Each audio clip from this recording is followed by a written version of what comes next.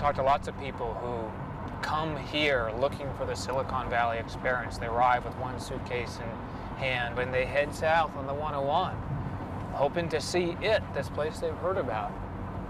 And it's freeways, and it's office parks, and it's strip malls, and it looks like every place they've ever been. They end up wondering, where have they come? Why did they come here? What was it that brought them?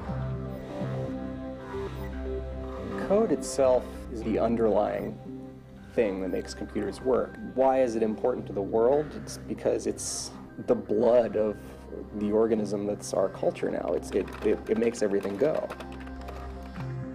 You know, technology has become the god of our society now. I mean, I think that people stand in awe of it and stand in awe of the people that make it. And you can even chant his name if you want to. There's a sense that software is a kind of new frontier. You know, it's the old gold rush metaphor, the California gold rush all over again. It's the kind of Hollywood of the 20s. This very small set of people is really defining what our world's going to be like. I mean, you know, the computer becoming ubiquitous and the way we interact with the world more and more mediated through the computer is this very small group of people defining what that world's going to be like.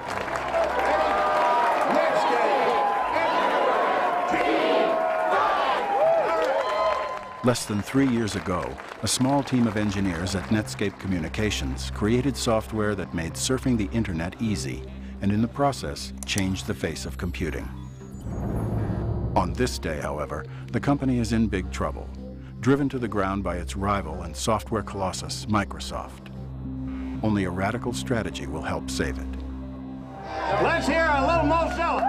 Mozilla! Mozilla! Mozilla!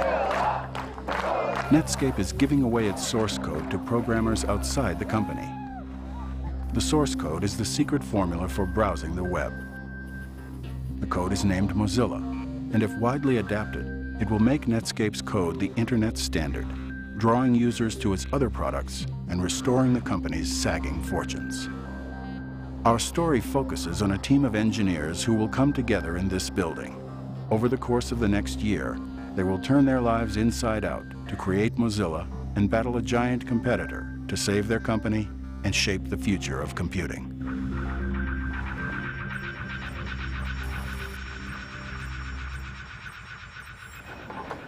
Right now we have a problem. The work looks like it can't possibly be done in time for the date we announced. So we're just trying to drill down on how doomed we are. And sometimes the only way to do that is to get everybody in a room and stare each other in the eyes. We said we're giving you Netscape Communicator on 331.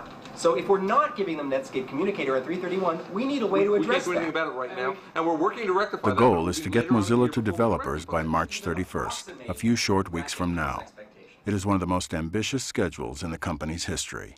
It's a joke. I think we've been very explicit about it. Okay. When you make a mistake, correct it as soon as you can. That's all you can do. We've now timed out on my imaginary allotted time for this discussion.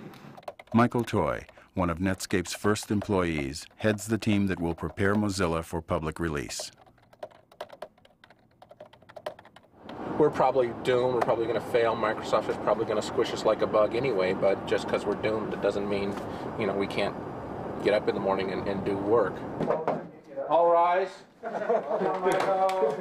Honorable Michael Toy presiding, and honorable. I mean, I'm pretty flip with my kids about what I do. You know, what do you do at work, Dad? Oh, I don't know. I sit in meetings and I feel depressed and I read email. Oh, you got me. But they think my office is the greatest place in the world, though. It's like, oh, we're going to your office? Oh, yay, yippee, I love going to your office. Because, you know, they play with the guns, and there's free soda, and there's the giant balls. Basically, I work at Disneyland as far as they're concerned. I talk about marathon versus sprint. The hard part is to run with significant intensity the whole way, knowing that if you ever start walking, you're not going to make it. And just keep the end in sight and know that there's this urgency. Jim Ruskind, an expert on software security, is brought in to enforce rigorous standards of engineering precision. Imagine if you had a project where you felt doom was imminent, all the different players wondering, Are they pushed beyond their level? Can they think of a way of running faster? Can anyone help them? So there's a lot of tension and anxiety over making this schedule. Jamie Zawinski, free source code evangelist, will enlist outside developers to Netscape's cause. The free source thing is trying to change the rules, right? There are people who have the free software religion. The one thing they have in common is they're all hackers. They all, like writing code. So hoping to tap into all of those smart people and get something from it, so that everyone benefits. Yeah, maybe. I don't know. We're talking about 2.5 million lines of code, and every one of them has to be gone over carefully, and in some cases twice. Okay, I think we're ready. With hundreds of engineers converging on Mozilla with new code to enable its release, Tara Hernandez makes sure that their changes do not crash Mozilla and bring everyone's work to a halt. This is how we keep track of all the changes that are going in. Green is good. A lot of changes going in right here, and wham, the build's all died. Okay? All right, bye. No. We're doomed. Some of the worst crashes are reserved for Scott Collins, a veteran code writer who stands by for late-night troubleshooting. Now the moment you've all been waiting for, when one of our lucky videos qualifies for... I've been here for about, 60 hours or so. Writing software is different from selling real estate. Selling real estate, you sell to people, the people are asleep at night. When they go to sleep, you have to stop selling real estate. Computers never sleep. We're in the finals. We're gonna win $10,000. You can see my cube is decked out a little bit better than other people's. I have a nice couch, little mattress under there I can sleep in. Artwork from my children. I have control of the light switches. This is what I'd like to get. If my wife truly loved me, she'd let me have one. Life is good.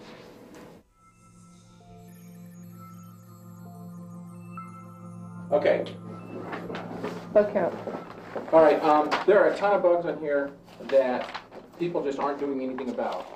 For instance, To give away its code, Netscape's engineers must make thousands of bug fixes, often minute changes that will allow the code to be used by outside developers.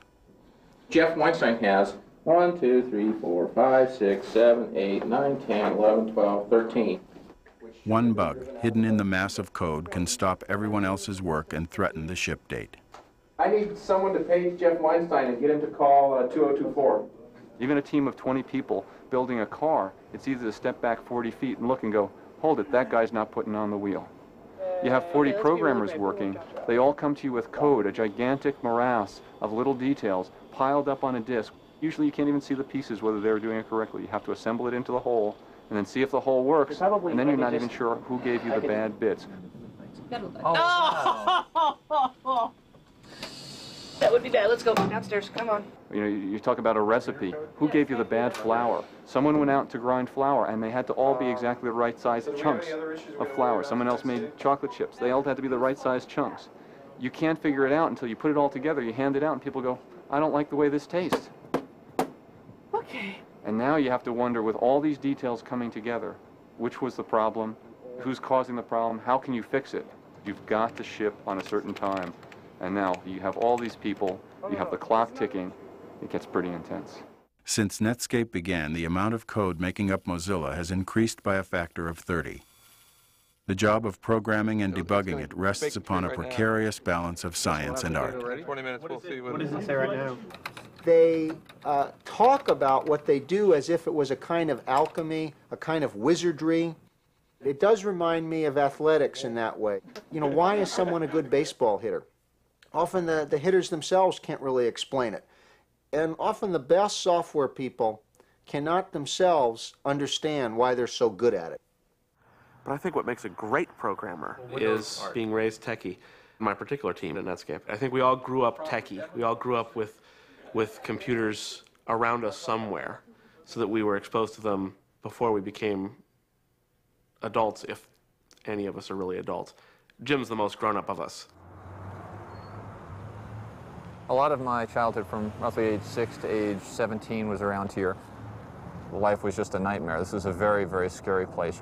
The two-school wasn't too bad, but it meant that get to work on puzzles and problems. All of the puzzling is math, and that puzzling is the exact same feeling, the exact same problem that you go through when you're programming.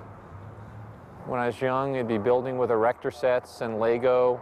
Now, the structures that you build are in software. My mom is a first-class geek, too. And so I have the unique experience of being able to shop with my mom, because she's a director of really important stuff at Sun. At Netscape, one of the code words for is the average person going to be able to use the software is, well, can my mom use it? It's like, well, yeah, my mom can use it. My mom can write optimizing compilers. By the time I was 12 years old, I was making $50 an hour programming computers. People say, what should I be? Should I grow up to be I say computer programmer.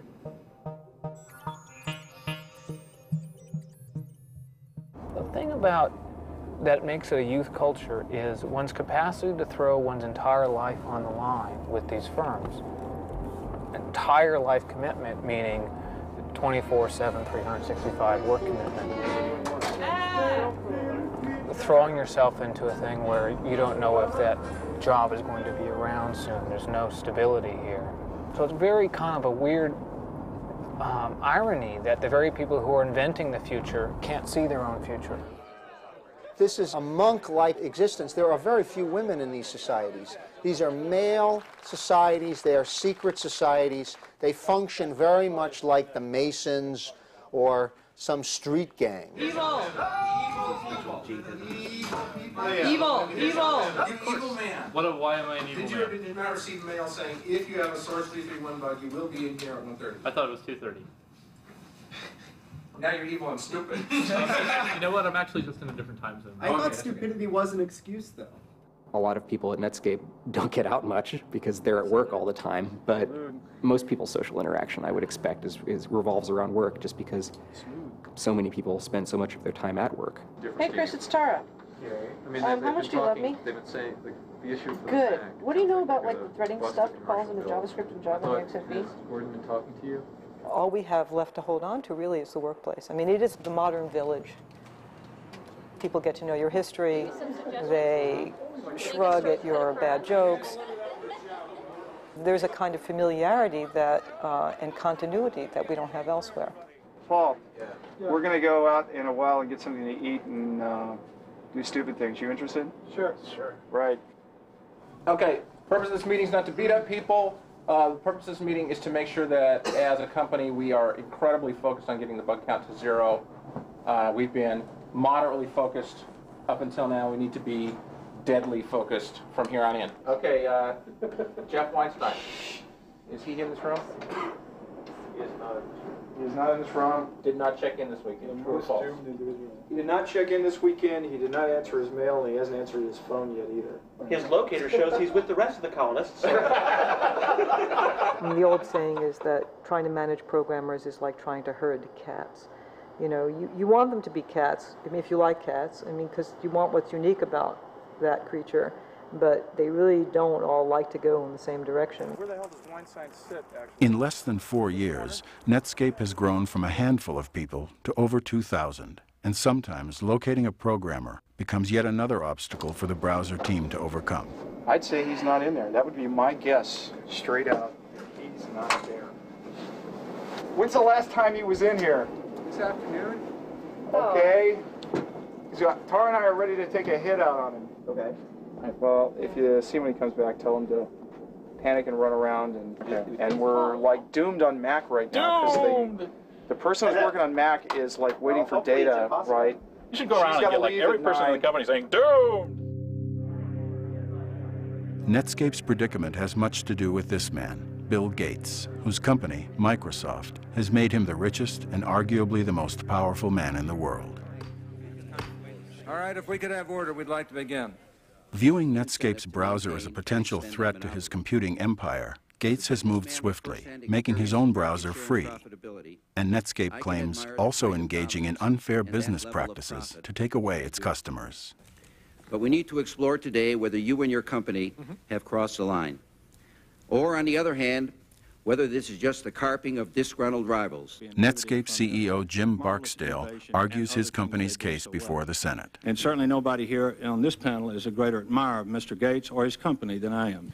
But we do ask that Microsoft be held accountable for some of their actions, actions that intimidate PC OEM manufacturers to use their products and exclusionary practices that prevent them from using my products. Not all companies succeed. Some fail to embrace change. This is the way technology in the free market works.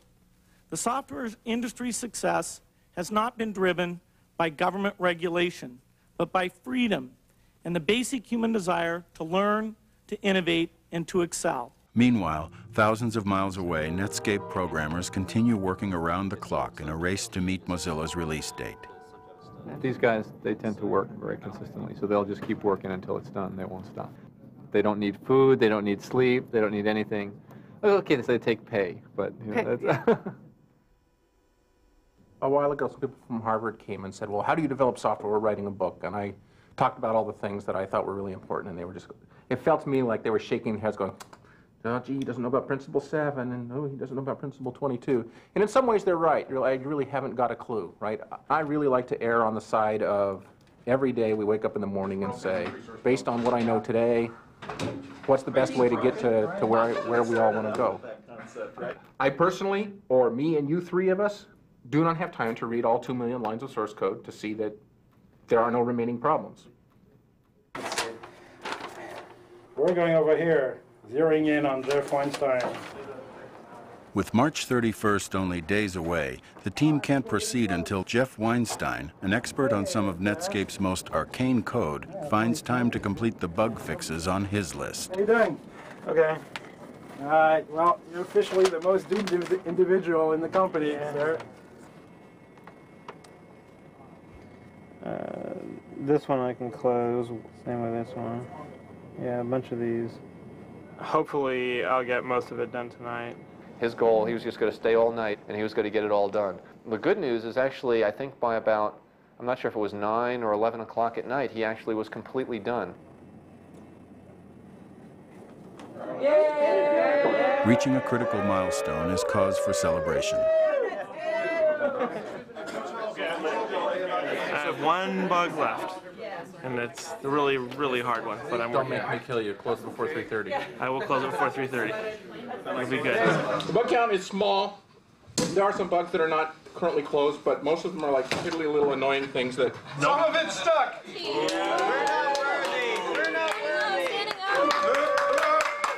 I'll praise the mighty ones. There's just been a tremendous pile of people working really hard this week to do the impossible.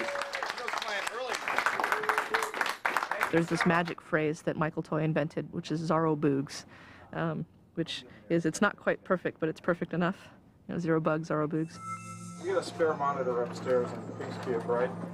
Yes, I do have a spare monitor. This is the first big test. Will an outsider actually be able to make Mozilla work? If not, Netscape stands a good chance of missing its March 31st deadline. I thought this was going to be a huge thing. I thought it was going to be like 100, 200 people here, like all in rows, like with Soviet style. Yeah.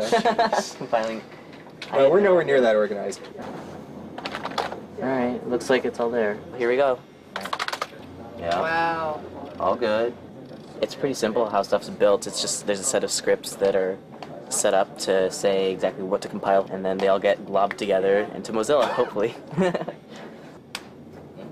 Here it is. Yeah. If you get it to work, then it means anybody can get it to work. That's true.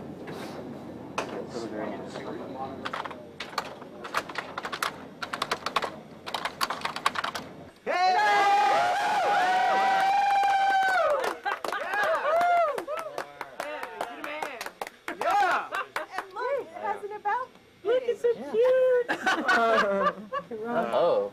Ooh, that was pretty. Yeah, it's... No, I don't think it's working. Well, go to the... Whoa. You crashed it. Elf, shop the food. It's actually going really well. I didn't think we'd actually get somebody to build this quickly. We had to do one small adjustment, and it worked. With the source almost ready to ship, Netscape must explain the significance of Mozilla to the press. Basically, what we want to do is we want to give them a little bit of the history, And then we want to go into what's actually going to happen tomorrow. The other important takeaway then too from this is that this is a really exciting, cool thing. Good afternoon, Forrester. Hi, Stan Dolberg and Eric Brown, please. 1 second. Give your voicemail for Stan Dolberg. I'll transfer you now. Good afternoon, Forrester. Hi, this is Maggie Young calling from Netscape, and I have a scheduled conference call with Stan Dolberg and Eric Brown, and I just got Stan's voicemail. Netscape hopes the press will greet Mozilla with the same enthusiasm it had for the company in its early days.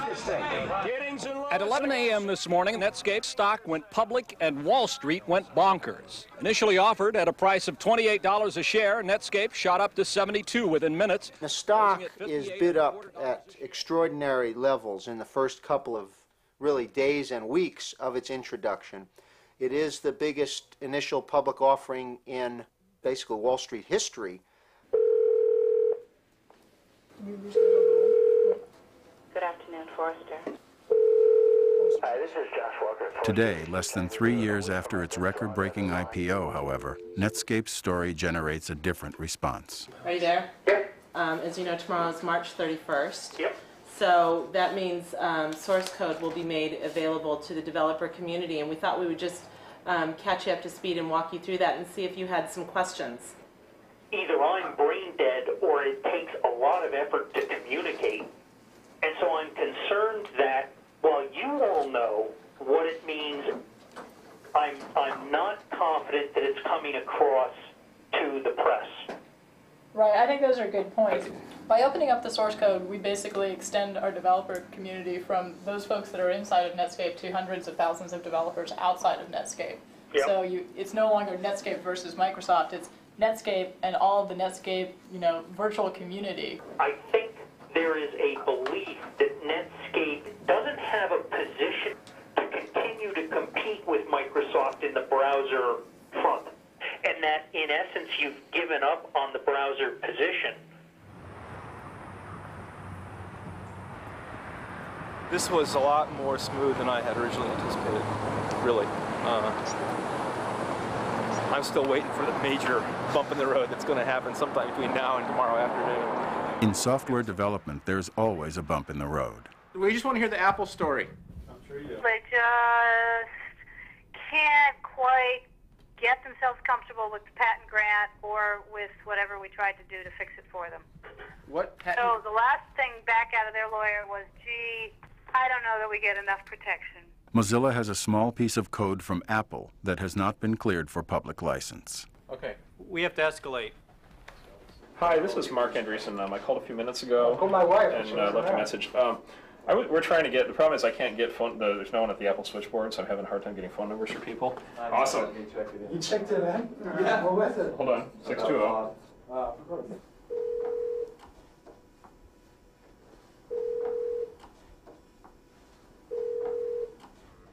In order to ship Mozilla the next morning, Scott Collins is called in to replace Apple's code with his own invention. And theoretically, we believe this is possible. It's my last bug. When I complete this bug, I will be allowed to rest. So I stayed up until about 5:40 this morning writing this replacement class because it made my life a living hell. I got it basically running. It's all running. It's all really good. And thank heavens we got permission from Apple to ship the regular source. It's my understanding that Jamie is going to be the person that is going to be pushing the bits up to the website at around 10 o'clock. Is that correct? Okay. And we're going to be staging some different photo opportunities for the press at that time. There'll be television cameras, Couldn't we just hire actors to do this? I was just telling you to be on TV. Come on. We're not going to mandate. They're on TV now. I personally don't think anyone is going to come.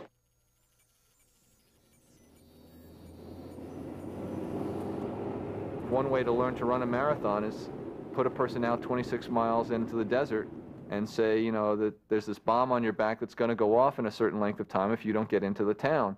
Well, that'll motivate you to get in, but there's a certain chance that you'll be blown up. What time is it? Yeah, it's 5 to 10. Woo! So. We're going to be late. Hurry up. And welcome everybody to the conference call. Thanks for joining us this morning. Today, Netscape announced that the first developer release of its Communicator 5.0 source code is available for download from the mozilla.org website. And you know where Tara is, right? It's second floor? Yeah, it's the first floor, like way on the other side. And then today, on the end of March, as we announced, we are pushing the code out to the web, as they say, and we're delighted to be part of it, and we're very excited to see what happens. The good news is the marathoner is now coming into town with that bomb on his back, and it looks like he's going to make it.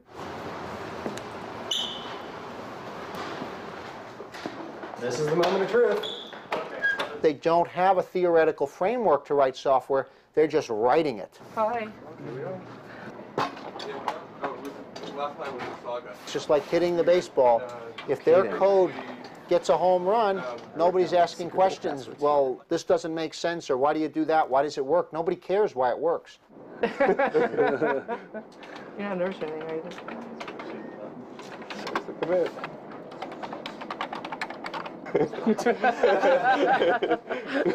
This is bad. What's that? Well, It's not connecting to the machine that controls the FTP push is like not answering. Is it loaded? It's blast, not blash. No. Oh. Yeah, maybe good reason not to. Oh. That bin, yeah. Duh. Okay. We're Okay. up. Yay. It's super. Mac's there. Unix is there. Windows is there.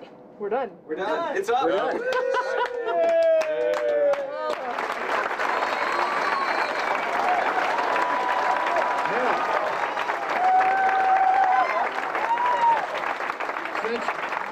Since Jamie is here, I'm told that means that we have now pushed the source out on the net. Is that correct? Actually, we decided not to. Any funny? It was just a stupid idea. That's our story, and we're sticking to it.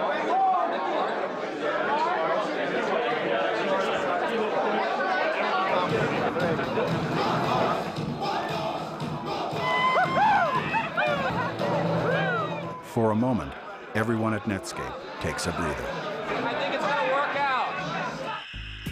In the first hours of its release, the source code is downloaded thousands of times, but the number of downloads is no guarantee that Netscape will receive enough valuable contributions to help the company reverse its slide. He's known as Pavlov to me. He's Pavlov at Pavlov.net. On IRC, he's Pavlov or Pav or Pav sleeping or Pav tired up too late. And without him, I think we'd be months behind. Netscape's notoriety draws code writers from around the world willing to work on Mozilla without pay. One such contributor comes from rural Georgia.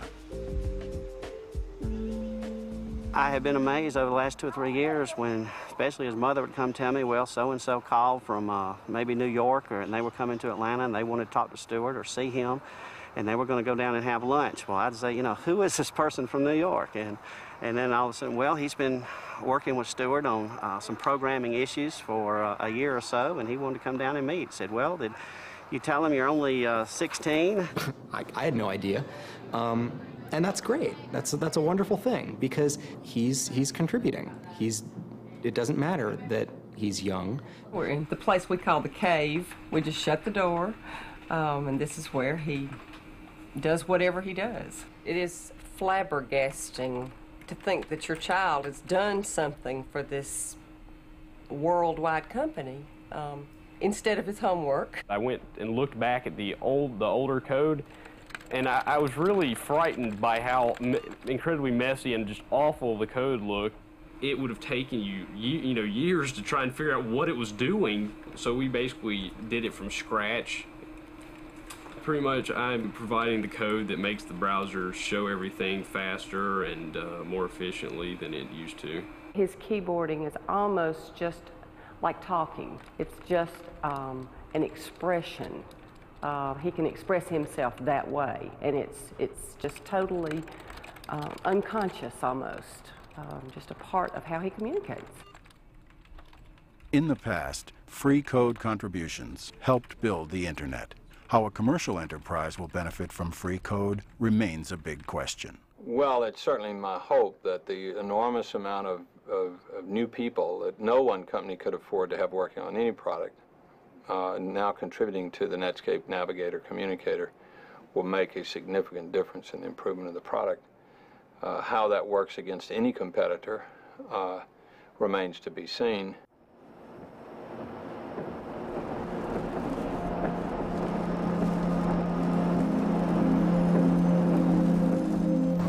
Morning. Morning, thank you. David Retterman, an analyst for a San Francisco investment bank, closely monitors Netscape's radical plan for investors eager to participate in the internet stock boom. The market is really kind of a voting machine. It's voting, yes, I believe that vision statement. Yes, I believe that's going to result in product sales. Yes, that's going to drive earnings up, and you know, stocks should trade accordingly. The financial benefits to Netscape of giving away its source code are hard to measure.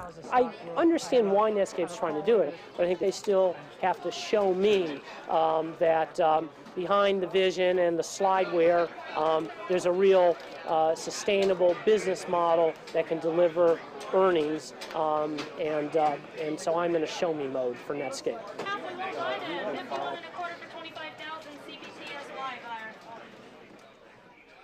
Now, my job will be 3 times as hard as it was yesterday. It was already 10 times harder than it needed to be, right? Did I just work really hard to ship the company jewels out of the building, and it's going to just end up in us dying and rolling in poison and misery? The day after the stuff goes out, you really don't get a let up. There is then this sort of day in, day out, go to work, turn on the computer, code, code, code. That's Tara. Tara. Yeah, what's your doctor say, Tara? My doctor said, Mylanta. interestingly enough, that I worked too much. And that if I went to work today after my appointment, he would personally kill me. I have an agreement with myself that by the time I'm 35, I'm either going to be a high school teacher or a bartender, but something, anything other than a position in the high-tech industry. Otherwise, I'll probably die by the time I'm 40.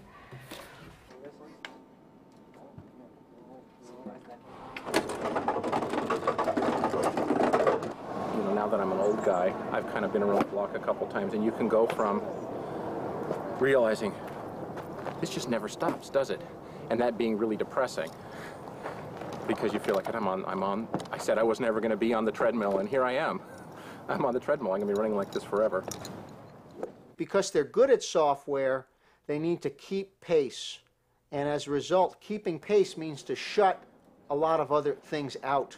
They just don't have time to read, time to hear about the world. They don't have much time for their families. But when you're in a situation where you really have a lot of work to do and no time to do it, you pick what you want. Some people pick wanting to have a family. Some people pick wanting to get some software done. Christopher was born right after I started at Netscape, and I basically missed the first 2 years of his life because of the intensity. I'd work till about 7 or 8 o'clock, come home, eat dinner, put the kids to bed, and then go back to work or work from home until 2 or 3 in the morning, and I was like the dad zombie. He would call and say, I'm on my way home, and then it would be 2 or 3 hours, and, the romantic dinner candles had burned down, and I was thinking he was dead by the side of the road, so, if 24 hours goes by and I don't hear from him, I pretty much know where to find him. I live in Michigan, and I commute. So it's quite a long commute. I don't make it every day. I only make it about every 2 weeks or so. But there's quite a time change. Here it's something like 12:01 in the morning, and there it's 1954.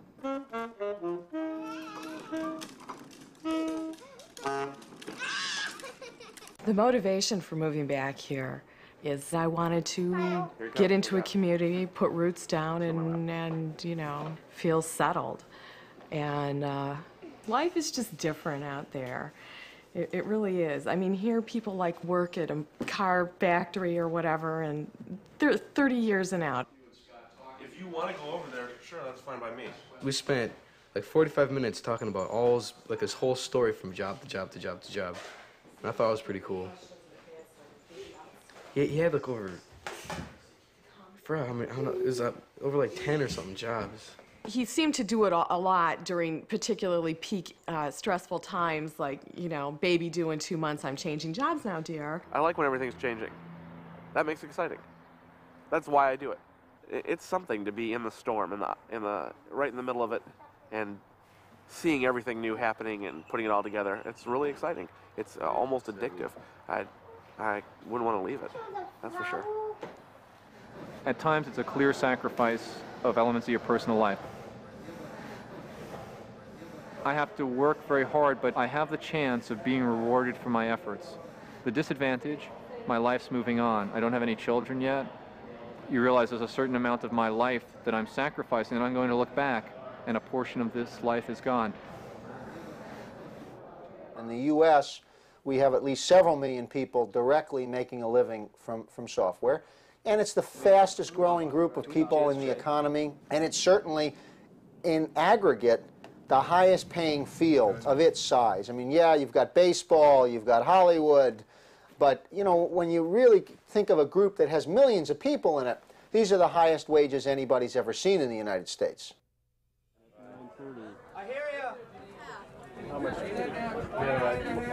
The opportunity to win big for code writers is very real. In fact, that, if you will, jackpot opportunity is reflected here on a Wall Street trading desk. And I find that a lot of the engineers and managers from Silicon Valley are very attuned to what goes on these trading floors daily. By one account, 64 millionaires are created daily in Silicon Valley, where any technology worker can strike it rich overnight. You join a company and they give you some stock options, which basically says, rather than just giving you stock, they give you the right to buy the stock in the future at the current price. You might get stock in the order of, you know, maybe a year's salary or 2 years' salary typically worth of options. In some of these real booming companies out there on the internet, the potential for becoming a millionaire or doing very well is very, very high. The people who are very, very early, they call them mozillionaires. Stock options are a con. It's a carrot they dangle. It's like, oh, well, you know, if you give up your one and only youth, maybe someday you'll make money, right? I've known so many people who gambled on the startup lottery and gotten nothing. You know, it's just like a lottery ticket. It's a stupid tax. I happened to win that particular lottery. From the day Microsoft announced its aggressive commitment to the internet, however, Netscape's stock has been in a steady decline, and throughout most of 1998, Netscape options are essentially worthless. A year and a half ago, half of our revenue came from browser sales. Today, none of it does. And well, any business person out there knows that that's a huge challenge. I mean, let me take your #1 selling product away from you and you replace that within a period of 12 months or so. Not many people want to do that. Even though the company sells other internet products, the marketplace views Netscape as a browser company in a losing battle with Microsoft. Greg, this is Jim Barksdale with Netscape Communications. How are you? It's clear that Netscape doesn't have enough pieces to threaten Microsoft. All right, Greg. I don't think that Netscape long-term can survive as an independent company. While Mozilla tries to recapture the early glory days of the company, integrating code from the outside means more work for everyone on the browser team. Apparently, I must have done it backwards from what you told me, or I don't know what. Okay, this is bad. We want to take the old free tree and use it as a subsection, and we want to build this interesting tree around it. No, that's not what we want to do. We have NS and NSPriv at the top, right? It's either a project file for this or a project file for that. It can't be a project file for both. We don't have a plan for doing both. So right now, I have some files that have to come from here for Java in the single directory, and some files that have to come from here in the same directory. The same directory. Tell me how I do that. That's the problem. The browser division, which costs the company almost $30 million a year to operate and contributes few revenues to the company, is reorganized in the fall for the second time in less than a year. Do we have all the answers? No. We're going to try and learn what we can from seeing the people who've done this well. When I joined a startup, I knew that 19 out of 20 fail. When an employee comes to work at Netscape today, he doesn't have the perception that there's a 19 out of 20 chance that this job is not going to be in place 1 to 5 years from now. If you live here, it is the ubiquitous conversation. Do you believe that Microsoft has used either A, illegal or just unfair methods to take market share from Netscape? And if the heart and soul of this industry is opportunity, is egalitarianism, Microsoft having achieved its market share on anything other than the backs of its code really riles everybody up. The Justice Department has charged Microsoft with engaging in anti-competitive and exclusionary practices designed to maintain its monopoly in personal computer operating systems and attempting to extend that monopoly to Internet browser software. Regardless of its case against Microsoft, Netscape has become a victim of its increasing size and the growing complexities of its code. The company struggles to maintain the vitality it enjoyed as a startup. When a company gets to be above a certain size, it's just a process. It's a mechanism for making money, and innovation is like one possible way of doing that, but it's a risky way. So big companies don't do that. Microsoft actually doesn't do very much. They buy companies. They wait until someone has done something interesting, and then they acquire them, and then they milk it for all it's worth. And I mean, I don't mean to pick on Microsoft, because lots of companies do that. It's just a normal way of doing business.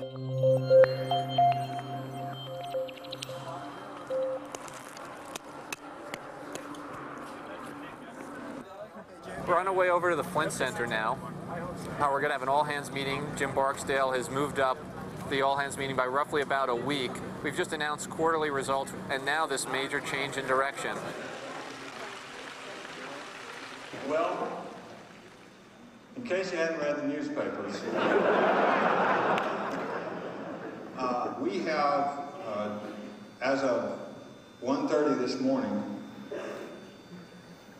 concluded negotiations and agreed to sell our company to AOL of Dulles, Virginia.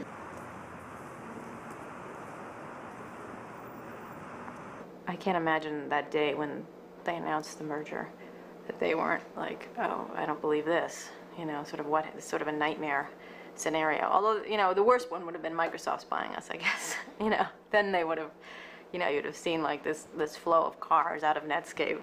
6 months ago, they were insulting AOL's technology. You know, it was a service for idiots. Congratulations, Skippy. You've got mail. Netscape was not unusual in the way they felt about AOL in Silicon Valley. I mean, it's very clear that nobody had any respect for the company. One of them at Netscape called Steve Case a soap salesman because he used to work at Procter & Gamble. The soap salesman bought them. The quote that came out of this article was Netscape, something along the lines of, "Live fast, died young, and left a tired corpse." And I don't know that I agree with that. I don't think Netscape's done yet. They bought us because they like us, they like what we do, and they don't want to disturb that formula. So their plan is to not damage us in any way.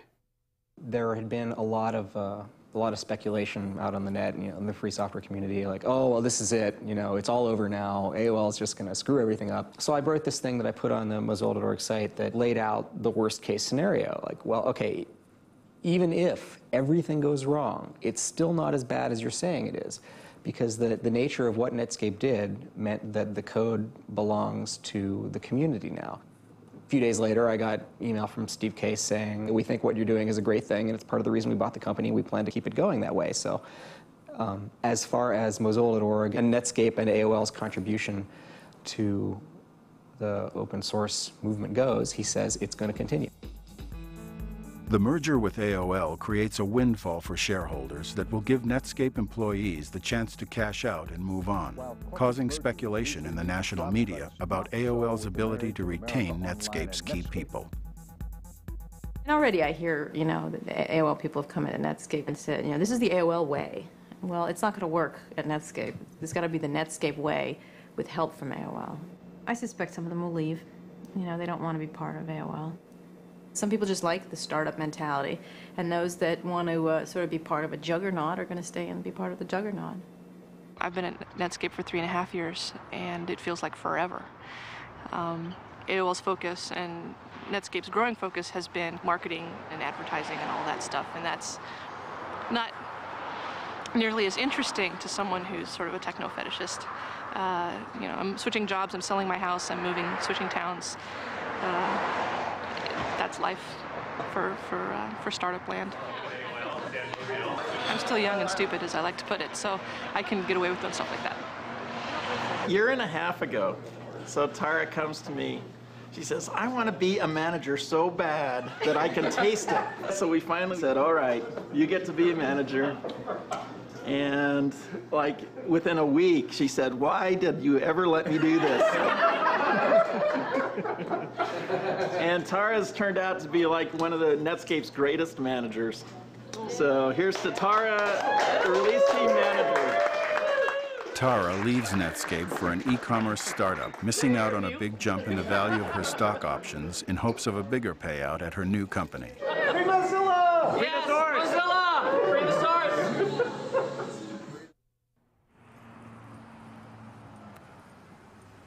Regardless of how AOL runs the Netscape business, it's not Netscape anymore. That part's over, and that's really sad. I wish Netscape could have gone it on their own.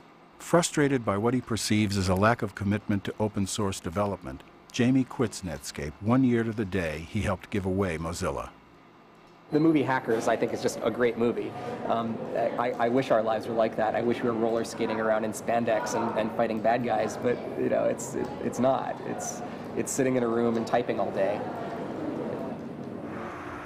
This was what I was trying to escape, this life. I knew I did not want to live here.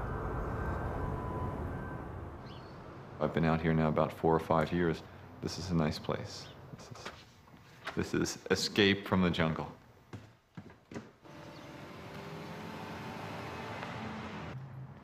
Jim Roskind is promoted to Netscape's highest engineering rank. Last night I was here at 4 in the morning, and this isn't even in the middle of a critical push. But it's almost like an addiction, an adrenaline rush, a going for perfection, a pushing. And then, as you see the results, you get the feedback to push harder. I really shouldn't comment on this since I'm just as foolish as everyone else, but I'll just go ahead and do it while admitting that I'm foolish. There's just a tremendous quest for material wealth here. It's like the gold rush all over again. This is going to be the playhouse, and then this will be like a front porch with maybe little flowers and stuff, so it'll be like a cute little house. I went to Netscape because its main purpose was to generate cash based on this internet thing. That's like what we're going to do. We're going to get rich. It just took a heavy toll on our marriage, and if it wasn't for God's grace, we wouldn't have made it. Why I use God's gifts. Michael burned out. Michael came to a place where in his own life where he said the cost is too great. I'm not going to do it anymore. If people would look at this and say, oh, hey, this is a cool thing, I'm going to start a startup and get rich quick, I just have to say, you need to count the cost, because you can't ever retrieve the time that's lost. Michael Toy, Netscape employee number 6, achieved his goal of financial independence and retired from Netscape shortly after Mozilla's release.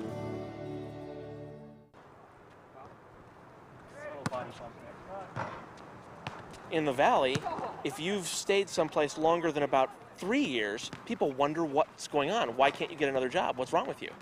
If you're a programmer, you pretty much change jobs about every 2 years or so.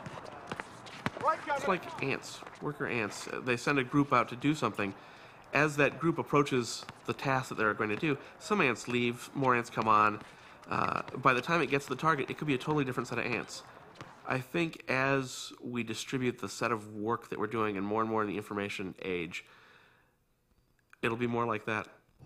Scott Collins continues to commute to Netscape from Michigan. There's a lot of pressure right now to complete our product on time. Sort of weighed in with the ridiculous acrobatics the stock is doing. We were a $20 company. As of this moment, our stock is like $172. So it's hard to be depressed about the amount of work you have to do when every other cube holds a millionaire. When the deal with AOL closes in the spring of 1999, the value of Netscape's stock more than doubles since the merger's announcement. Netscape married right. They hitched their fortunes to AOL. When the transaction was announced, the implied valuation was about $4.2 billion. When the transaction was completed, the transaction was valued at $10 billion. So in effect, about $5.5 or $6 billion of net worth was created. So I think it was the very clever deal making of Netscape management that kept them in the game much longer, and Netscape shareholders benefited quite considerably.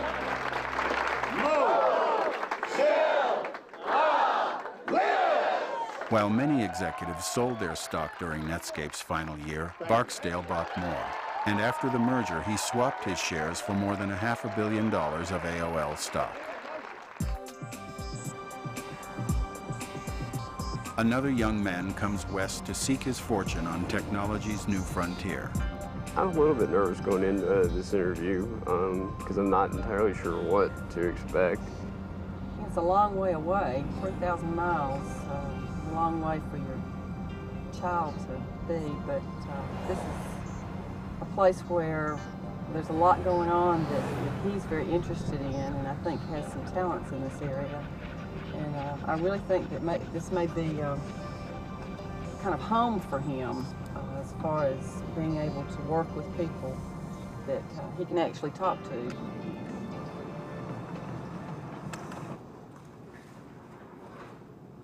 Pavlov. Hey. See you again. See you. What I want to know is what you want to do. I mean, what your goals are for the next couple of years. My goal right now is I want to see the Unix version faster than the Windows version. Once we pull that off, then, you know, we'll see. But that's my goal. Okay, cool.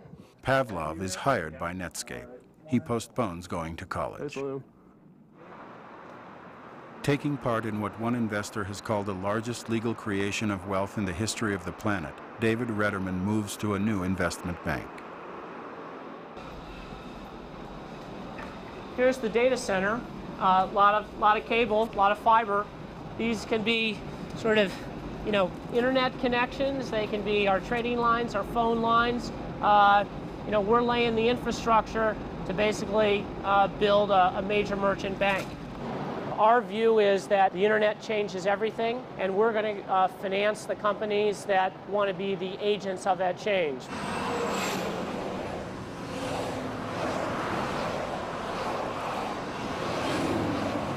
Look at this intersection. We've got a bank here. In 2 years, you know, this may not be here. Why not bank online? Gap's website is one of the most successful commerce websites on the market. I don't even know why Gap's renovating this store. Why aren't they investing more in their website? I don't know what this intersection may look like 2 years from now. When I started, people didn't know what HTML was, what the World Wide Web was, and all of a sudden, the power of the internet that had been there for years was available to everybody in an easy way, point and click, the universal language. It's like Fantasia when Mickey is standing over the book that's open on the mountain and he's looking in to see what to do, and he does something. He doesn't really know what he does, but it makes something happen. And of course, that thing gets out of control and keeps going. You don't know why it works. You don't know how it works. You just push a button and it works. We're at the beginning of an industry, and who knows where that industry is going to go. This could all turn into television again.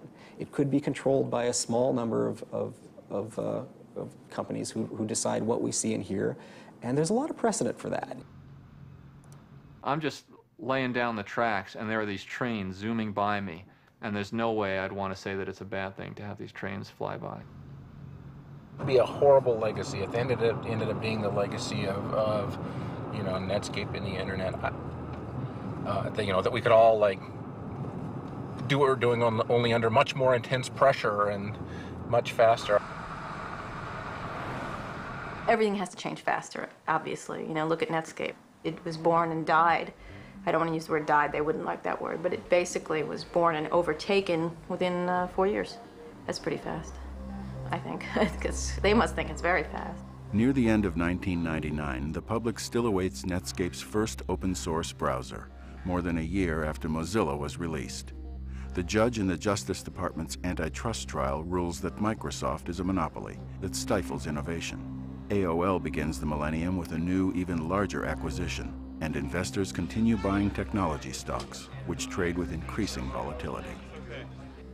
Still, as the internet finds its way into every corner of daily life, so too will legions of programmers and their code, working fast and late into the night.